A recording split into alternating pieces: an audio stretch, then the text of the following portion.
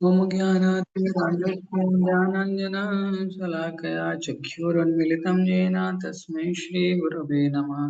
नमो विष्णुपादाय कृष्णपृष्ठाय भूतले श्रीमते लोकनाथ स्वामिनेति नामिने। नमो विष्णुपादाय कृष्णपृष्ठाय भूतले श्रीमते भक्तिवेदान्त स्वामिनीति नामिने। नमस्ते सारस्वते देवे गौरवाणी प्रचारिणे निर्विशेष शून्यवादी पाश्चात्य देशतारिणे।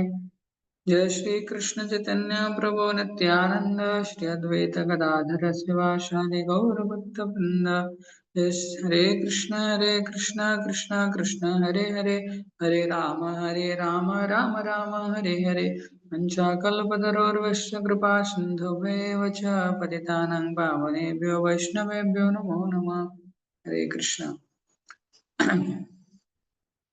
कार्तिक दामोदर मास महोत्सव की जय, श्रील प्रभुपाद की जय। हम श्रवण कर रहे हैं ब्रजमंडल दर्शन पुस्तक से, जो श्री श्रीमद लोकनाथ स्वामी गुरु महाराज जी के द्वारा प्रकाशित हुआ है। तो आज कार्तिक के महीने का 26वां दिन है और आज हम परिक्रमा करेंगे लौह वन से दाऊ जी का। तो आपको पुनः सुस्वागतम। प्रातः हमारे निकलने का समय हो रहा है। भक्त अपना सामान बांधते हुए पिछली रात आए तूफान की चर्चा कर रहे हैं। प्रतिदिन वृंदावन से आवागमन करने वाले भक्त विस्मित होकर पूरा वृतांत सुन रहे हैं। भक्तों को विश्वास था कि तूफान और अधिक भयानक होना था, परंतु भगवान की कृपा से हमने केवल उसके छोटे नमूने का अनुभव किया। एक भक्त ने इस अनुभव की तुलना कृष्ण रत्नावर्त वध से की। जब वह चक्रवात आया था तो उस समय ब्रजवासियों की पहली चिंता श्री कृष्ण की सुरक्षा थी, और जब कल रात तूफान आया तो हम सब क्या सोच रहे थे? क्या हम विश्वास के साथ कह सकते हैं कि हमारे मन में सबसे पहले श्री विग्रह की सुरक्षा का विचार आया था?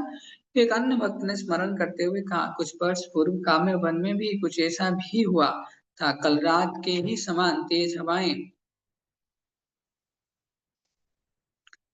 कल रात की समान तेज हवाएं आई, बहुत मजा आया। पहले स्त्रियां की और के खेमे गिर पड़े। पुरुषों ने कहा कि ऐसा इसलिए हुआ कि क्योंकि स्त्रियां अधिक तपस्या नहीं करती। कुछ क्षण भी नहीं बीते होंगे कि पुरुष के खेमे भी डरने लगे। हम सब अपने ऊपर जोर से हंसने लगे। आज उत्थान एकादशी है। उत्थान का अर्थ है कि आज क्षीर सागर में भगवान विष्णु 4 महीने शयन करके उठते हैं। एकादशी की विधि अनुसार शयनी एकादशी के दिन चातुर्मास प्रारंभ होता है और 4 महीने की अवधि आज के दिन समाप्त होती है, अर्थात आज चतुर्मास्य का अंतिम दिन है। एक अन्य गणना के अनुसार चातुर्मास्य कार्तिक पूर्णिमा के दिन समाप्त होता है। चातुर्मास्य के दौरान भक्तों को चाहिए कि वे पवित्र धाम से अधिकाधिक समय श्रवण एवं कीर्तन में बिताएं, और ब्रजमंडल परिक्रमा वास्तव में इसका पूरा अवसर प्रदान करती है। आज श्रील गौर किशोरदास बाजी महाराज का तिरुभाव दिवस भी है। उनके समान में अब में उनके समान में हम आधे दिन का उपवास रखेंगे। साथ ही आज से कार्तिक के अंतिम 5 दिन होने वाले भीष्म पंचक का पहला दिन भी है। इन 5 दिनों में भक्तगण भगवान की प्रसन्नता हेतु कुछ अधिक तपस्या करते हैं। हरि भक्ति विलास के अनुसार भगवान ने स्वयं विष्णुदेव को इन 5 दिनों का उपवास करने के लिए कहा था, और इसलिए इस व्रत का नाम उनके नाम पर पड़ा। सत्ययुग में वशिष्ठ, भृगु तथा गर्ग जैसे महान ऋषियों ने और त्रेता युग में महाराज अम्बरीश ने इस व्रत का पालन किया। पद्म पुराण में भगवान कृष्ण विष्णुदेव से कहते हैं कि जो व्यक्ति मथुरा वास करता हुआ इस व्रत का पालन करता है, वह अपने हथेलियों पर शुद्ध भक्ति प्राप्त करता है। कठोरता पूर्वक इस व्रत का पालन करने वाले भक्त एकादशी के दिन सूर्योदय से पूर्व स्नान करते हैं और तत्पश्चात विष्णुदेव का स्मरण करके यह व्रत आरंभ करते हैं। प्रतिदिन वे भगवान को कमल पुष्प, बेल पत्र आदि चढ़ाते हैं। इतना ही नहीं, अन्य वस्तुओं के साथ वे प्रतिदिन थोड़ी थोड़ी निम्नलिखित वस्तुएं खाते हैं। पहले दिन गोबर, दूसरे दिन गोमूत्र, तीसरे दिन गोधृत, चौथे दिन दही और पांचवें दिन दूध। परिक्रमा के दौरान परिक्रमा के दौरान प्रतिदिन चलना होता है और इसलिए उपवास करना कठिन है। इसमें पंचक करने वाले अधिकांश परिक्रमा भक्त 5वें दिन केवल फलाहार करते हैं। भोर होने से पहले हम दाऊ जी के लिए निकल पड़े। यह हमारे परिक्रमा की सर्वाधिक लंबी यात्राएं में है। मात्रा में से है, इसलिए हमें अच्छी गति बनाए रखने का प्रयास करना होगा। इक्के दुक्के गांव तथा चुकंदर एवं सरसों के खेतों से गुजरते समय बादलों के बीच सूर्य प्रकाश दिखाई देने लगा। सुबह होने तक हम बंदी आनंदी पहुंच ही गए। बंदी आनंदी मंदिर गौ माया का मंदिर है। यहाँ हमने बंदी देवी तथा आनंदी देवी इन दो विग्रहों को प्रणाम किया। ऐसी मान्यता है कि ये विग्रह श्री कृष्ण की दो शक्तियां का प्रतिनिधित्व करते हैं, अथवा एक दृष्टि से ये श्री कृष्ण की योग माया शक्ति के दो पहलू है।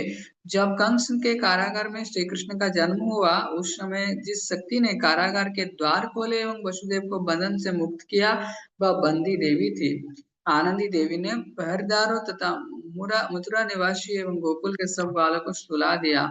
आनंदी देवी की शक्ति से वसुदेव बिना किसी को दिखाई दिए श्री कृष्ण को गोकुल ले जा सके। बद्रीनाथ ने इन विग्रहों की स्थापना की थी और पूर्व काल में वे गोकुल में थे, परंतु आज इनकी पूजा यहाँ की जाती है। मंदिर के पीछे बंदी आनंदी कुंड है। हम प्रातःकालीन कथा के लिए मंदिर प्रांगण में बैठ गए। राधा रमन स्वामी ने पिछले 2 दिन में दर्शन किए गए स्थलों मानसरोवर, पानी गांव एवं लौह वन से जुड़े लीलाओं सुनाई। उन्होंने जरासंध और कृष्ण के युद्ध की कथा इतना रोचक ढंग से सुनाई कि पूरी कथा के दौरान भक्त हंसते हुए रहे।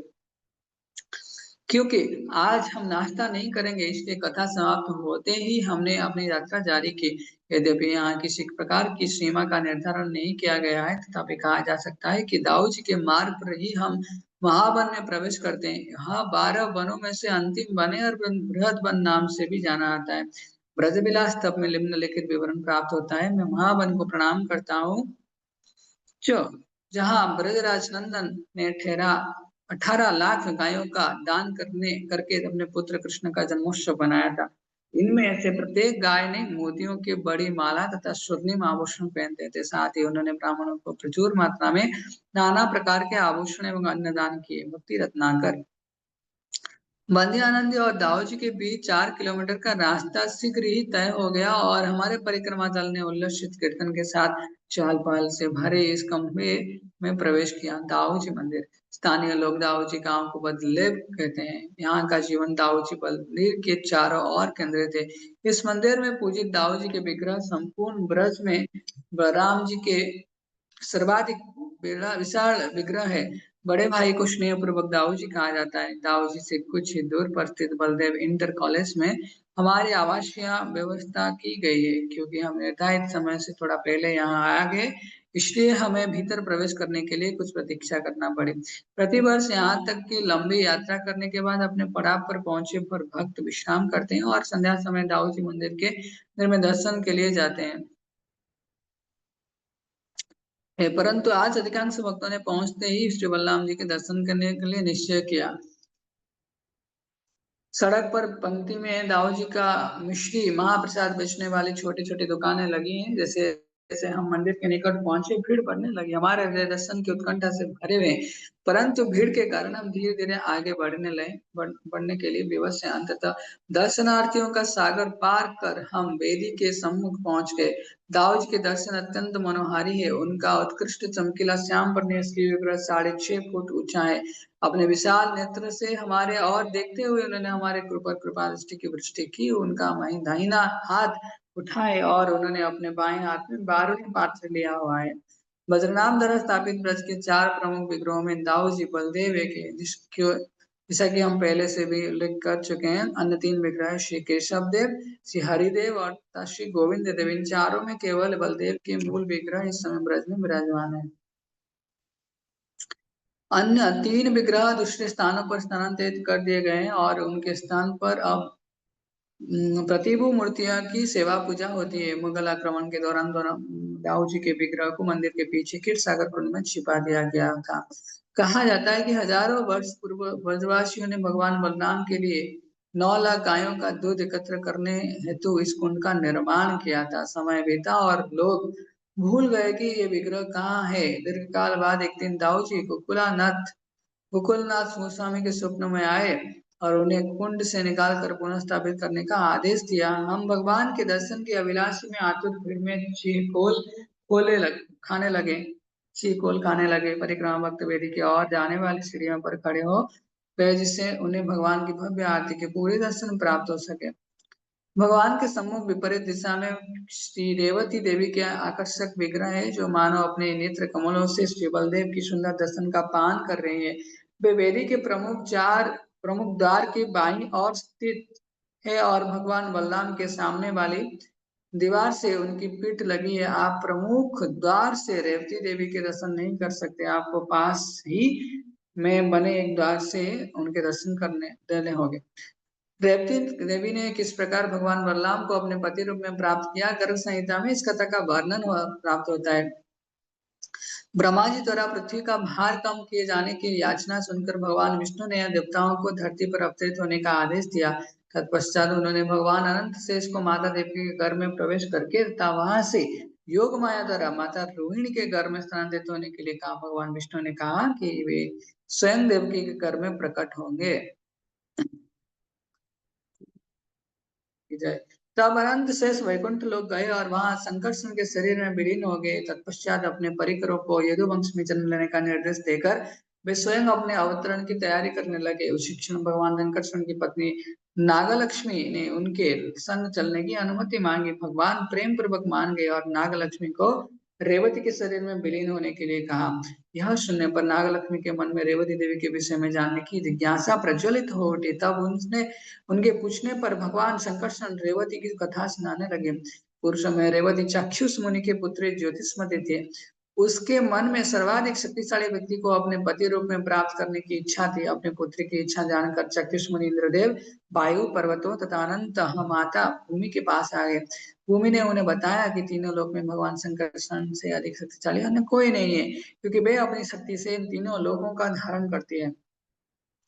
तब अपने पिता की अनुमति से ज्योतिषमती ने भगवान संकर्षण को पति रूप में प्राप्त करने के लिए विंध्य पर्वतों में प्रवेश किया और 1,00,000 वर्ष तपस्या की। अनेक देवता उनके सौंदर्य से आकर्षित हुए। देवताओं ने ज्योतिषमती से कहा कि वे भगवान के साथ विवाह करने की अपनी महत्वाकांक्षा त्याग दे और उनके साथ विवाह करे। यह सुनकर क्रोधित ज्योतिषमती ने उन सबको श्राप दे दिया। श्राप दिए जाने पर इंद्र ने भी ज्योतिषमती को श्राप दिया कि उसके कभी संतान नहीं होंगे। सब देवताओं के जाने के बाद ब्रह्मा जी आए और ज्योतिषमती को बताया कि 27 दिव्य युग समाप्त होने पर भगवान संकर्षण अवतरित होंगे और उसी उसे अपने पत्नी स्वीकार करेंगे। यह सुनकर ज्योतिषमती बोले, ब्रह्मा जी, वह समय आने में अभी अनेक युग शेष है।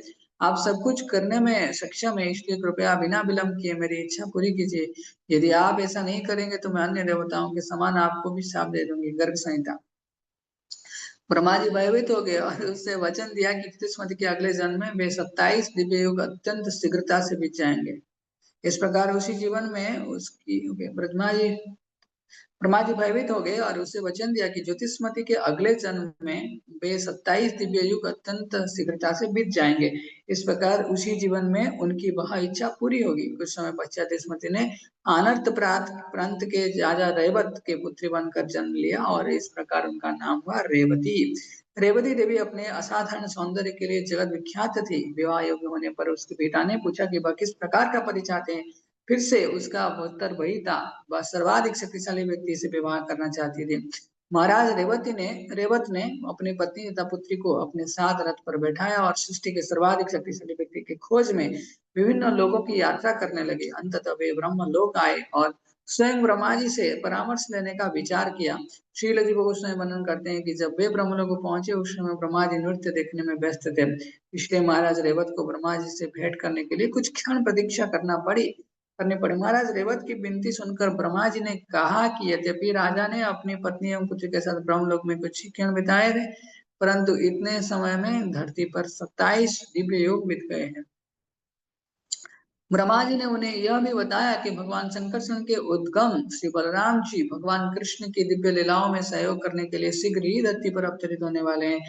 उन्होंने कहा कि बलराम जी सर्वाधिक शक्तिशाली एवं दिव्य आनंद से युक्त है। ब्रह्मा जी ने राजा रेवत को परामर्श दिया कि वे बिना समय गवाए तुरंत धरती पर लौटकर बलराम जी के पास आए।